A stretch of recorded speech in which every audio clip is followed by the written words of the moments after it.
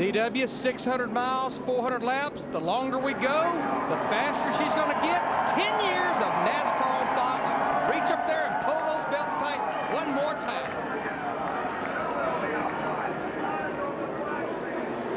Green flag is in the air. Boogity, boogity, boogity. Happy Memorial Day, everybody.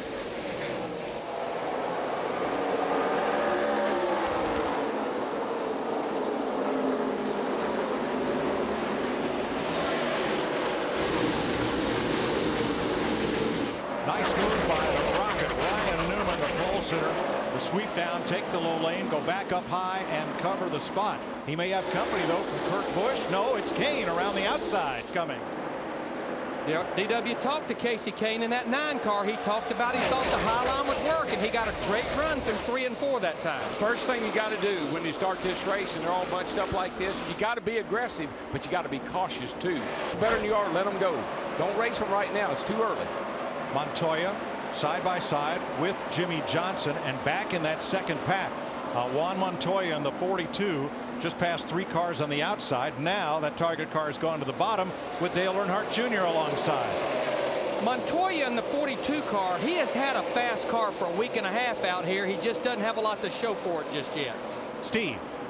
Mike, Jimmy Johnson just told Chad Knaus that he thinks there's oil down on the track between 1 and 2. Chad said that they'd let NASCAR know.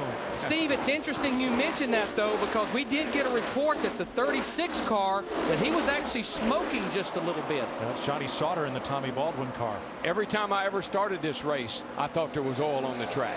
That's how slick it is. Hot it's and really slick. It's like racing on dirt right now. And that's just the way David Rudiman likes it. Here he comes for 3rd place against Casey Kane. This 56 car with Martin Truex Jr., his crew chief Pat Tryson, they just keep getting stronger and stronger. After 4 races, they were 24th in the points. Now after 12 races, they're 12th in the points. You think it's any coincidence that the guys that ran really good over here in the All-Star race are all running up front tonight? Not the least little bit.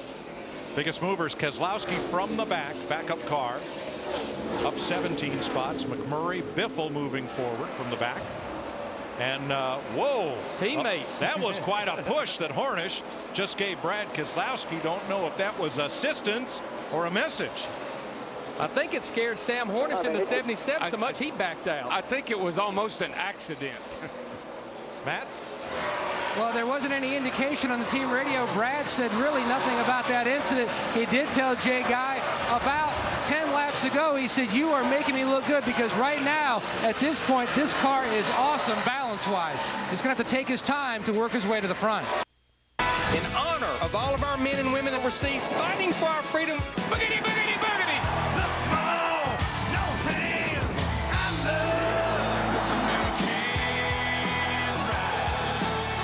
Gotta love this American ride.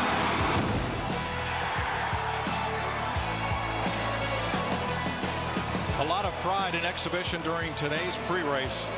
A pride we all share, being able to live in this great country and spend our holiday weekends at places like this. Watching Kurt Busch leading Ryan Newman. The lead has shrunk by 10%. 2.7 seconds. Newman continues to have his hands full of David Rudiman for second. And they have company. Hello. Just turned 20 years old, Joey Logano. Been watching him, man. This little car is looking good.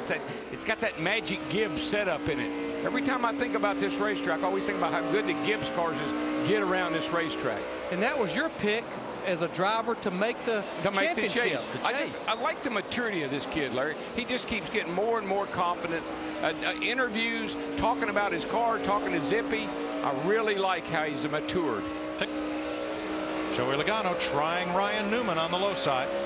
It's just so hard to complete that pass. When that car like Newman in the 39 stays up against the wall, yeah, his car may not be driving that good, but see when he picks the throttle up, how he just keeps it wound up and actually pulls you a little bit on the exit of the corner.